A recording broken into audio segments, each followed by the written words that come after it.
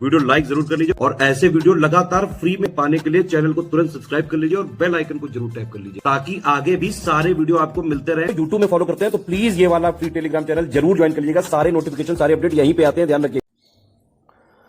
नमस्कार साथियों, स्वागत है आप सभी का स्टडी फॉर सिविल सर्विसेज में। ये है हमारी इंडियन और वर्ल्ड ज्योग्राफी की लिस्टिंग और बहुत ही इंपॉर्टेंट है। यहाँ से काफ़ी सारे क्वेश्चंस आपको पेपर में देखने को मिलते हैं। तो चलिए बिना किसी देरी के जल्दी से इसको हम यहाँ पर शुरू करते हैं और इसके बारे में महत्वपूर्ण बातों को जानते हैं। लेकिन उससे पहले यहाँ पर कुछ बेसिक पॉइंट है, उनको हम डिस्कस करेंगे, उसके बाद आगे बढ़ेंगे। देखो, पहले आज के टॉपिक में हम दो चीज़ें यहाँ पे देखेंगे। पहला देखेंगे वैधानिक नगर। वैधानिक नगर क्या है? ऐसे सभी क्षेत्र जहां नगरपालिका समिति, नगरपालिका, नगर निगम, cantonment board, notified town area committee जैसे स्थानीय निकाय हों, इनको वैधानिक नगर की श्रेणी में रखा जाता है। यानी यहाँ पर सेल्फ लोकल गवर्नेंस की अगर कोई भी बॉडी है लोकल गवर्नेंस की, तो उसको हम बोलेंगे वैधानिक नगर। ठीक है। दूसरा होता है जनसंख्या नगर। जनसंख्या नगर क्या है? ऐसे सभी क्षेत्र जो निम्नलिखित मानदंडों को पूरा करते हो, जो कुछ बेसिक चीज़ें पूरी करते हो, जैसे क्या? वहाँ की न्यूनतम जनसंख्या 5000 होनी चाहिए, कम से कम 5000 की आबादी हो। दूसरा, पुरुषों की मुख्य कार्यकारी जनसंख्या का कम से कम 75% गैर कृषि कार्यों में संलग्न हो।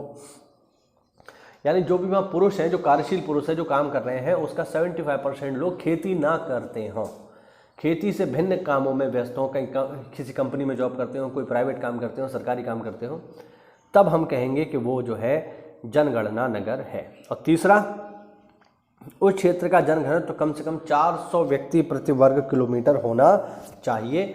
अगर ये तीन शर्तें कोई भी शहर या कोई भी क्षेत्र पूरी कर रहा है तो उसको हम बोलेंगे जनगणना नगर।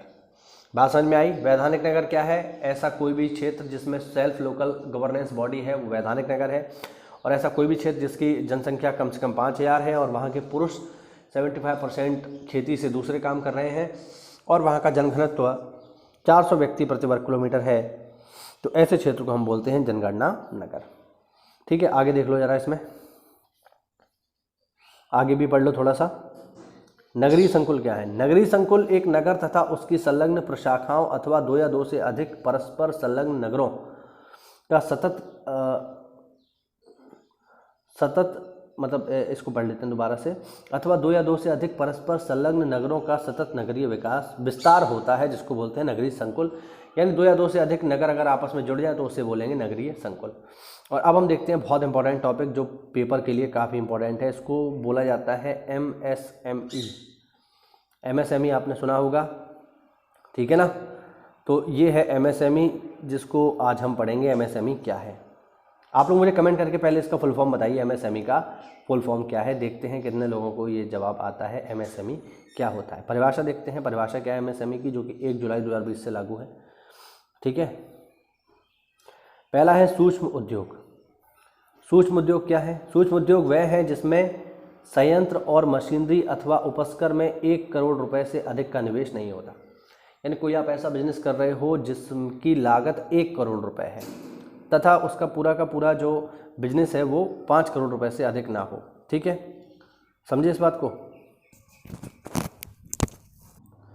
यानी शॉर्ट में अगर हम देखें तो इसका मतलब हुआ ये कि आपका टोटल इन्वेस्टमेंट 1 करोड़ होना चाहिए। ठीक है, और टोटल बिजनेस आपका 5 करोड़ से ज़्यादा नहीं होना चाहिए। ठीक है, ध्यान रखना, 1 करोड़ का इन्वेस्टमेंट, 5 करोड़ का बिजनेस। अगर 5 करोड़ से ऊपर चला गया तो फिर वो अलग श्रेणी में चला जाएगा। दूसरा है लघु उद्योग। ये क्या है? जिसमें मशीनरी अथवा उपस्कर में 10 करोड़ रुपए से अधिक का निवेश नहीं होता। यानी टोटल इन्वेस्टमेंट कितना? 10 CR। और इसका जो टोटल बिजनेस है ये होना चाहिए 50 करोड़ से ज़्यादा का नहीं, यानी 50 CR। ठीक है, यानी 10 करोड़ का इन्वेस्टमेंट और 50 करोड़ का टोटल बिजनेस। ठीक है, अभी हम इसमें देखिए नेट प्रॉफिट और ये सब नहीं देख रहे हैं, केवल बिजनेस की बात हो रही है। ठीक है, ध्यान रखना। फिर आता है मध्यम उद्योग। मध्यम उद्यम वो होता है जिसमें इन्वेस्टमेंट होना चाहिए 50 करोड़ का और टोटल जो उसका बिजनेस है ये होना चाहिए 250 करोड़ का। ठीक, तो इस तरीके से इनकी परिभाषा है, ध्यान रखना। सूक्ष्म उद्यम क्या है? सूक्ष्म उद्यम है 1 करोड़ का इन्वेस्टमेंट, 5 करोड़ का बिजनेस। लघु वो है 10 करोड़ का इन्वेस्टमेंट, 50 करोड़ का बिजनेस। और मध्यम है 50 करोड़ का इन्वेस्टमेंट, 250 करोड़ का बिजनेस। ये है एमएसएमई की नई परिभाषा। ध्यान रखना इंपॉर्टेंट है, इनमें से कोई भी पूछ सकता है, ठीक है। माइक्रो पूछ सकता है, स्मॉल पूछ सकता है, मीडियम पूछ सकता है, ठीक है। ये है एमएसएमई, इनको आप लोग समझ लो, नोट कर लो, रिवीजन करते रहना पेपर में, और ये आपके पेपर में आपको मिल सकते हैं, ठीक है साथियों। छोटा सा वीडियो था, उम्मीद करता हूँ आपको कुछ महत्वपूर्ण जानकारी इसमें मिली होगी। तो ऐसा है, वीडियो को लाइक करिए, चैनल को सब्सक्राइब करिए। मिलते हैं अगली क्लास में, तब तक के लिए जय हिंद, जय भारत, वंदे मातरम।